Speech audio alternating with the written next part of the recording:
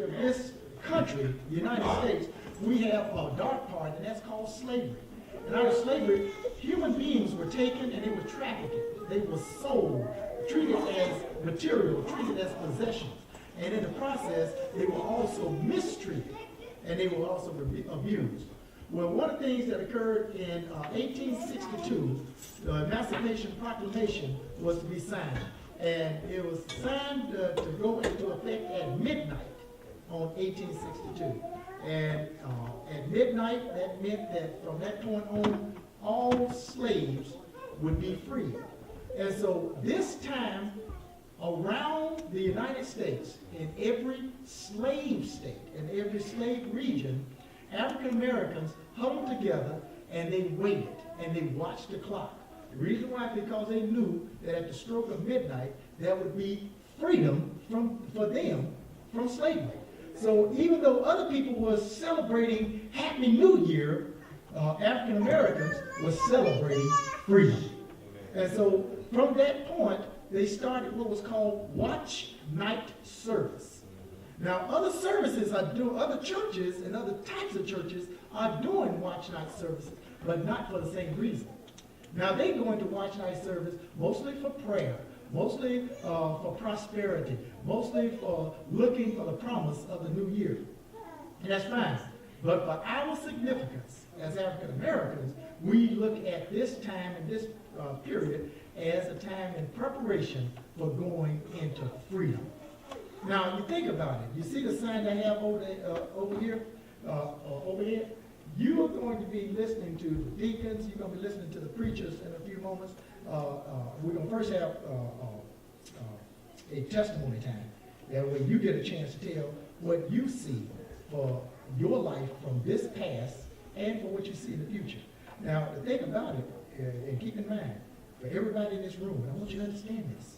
The Bible says that you overcome Satan by the blood of his lamb and the word of your testimony. You know, anybody here got a testimony? Amen. Do you know what a testimony is? A testimony is if you have known God to have gotten you through something that you could not have gotten through by yourself. That's a testimony. And when you are able to verbalize that, and see, a lot of people say, well, I'm not good at talking in front of people. I'm not good at giving speeches. It's not giving a speech. All it is giving a word of encouragement and a word of praise.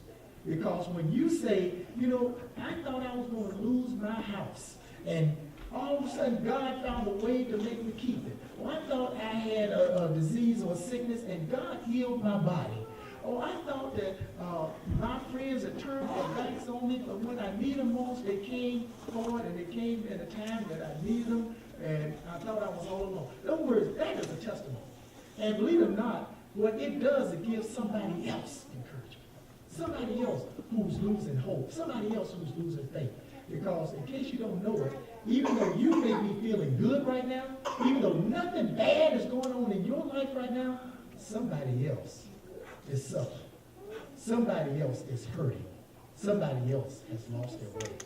And somebody else has lost their hope. And just the word of your testimony can change their life. Matter of fact, you don't know how much you have been the difference to somebody between life and death. People have told me before that, you know, and before I was even a pastor, telling me, well, man, if you hadn't said that, you know, I thought that I would probably be dead by now. That's amazing. Because guess what? A lot of times people don't tell you. So I want you to think about your testimony in the next few moments when the deacons come forward. Now, what we said that before, they had all these different churches that were doing night watch service, that was doing it just to celebrate the new year. We're doing it to celebrate freedom. But also, what we teach our children is that they are now free. They cannot be enslaved by no one. You teach your children they are now free. They cannot be enslaved by no one. Because guess what? There are people out there right now waiting to enslave your children. They're waiting to enslave them financially, into impossible contracts that they can't pay, impossible interest rates that they can't ever pay off. They're waiting to enslave them sexually, to be able to take your children and to be able to use them as their puppets, as their toys. They're waiting to enslave them professionally, put them in jobs and have them doing more and more and more work for less and less and less pay. They're waiting to enslave them emotionally by telling them that they are not good enough, that they are not strong enough, that they're not smart enough, that they can only do what somebody else tells them to do, that they can never do what they dream to do.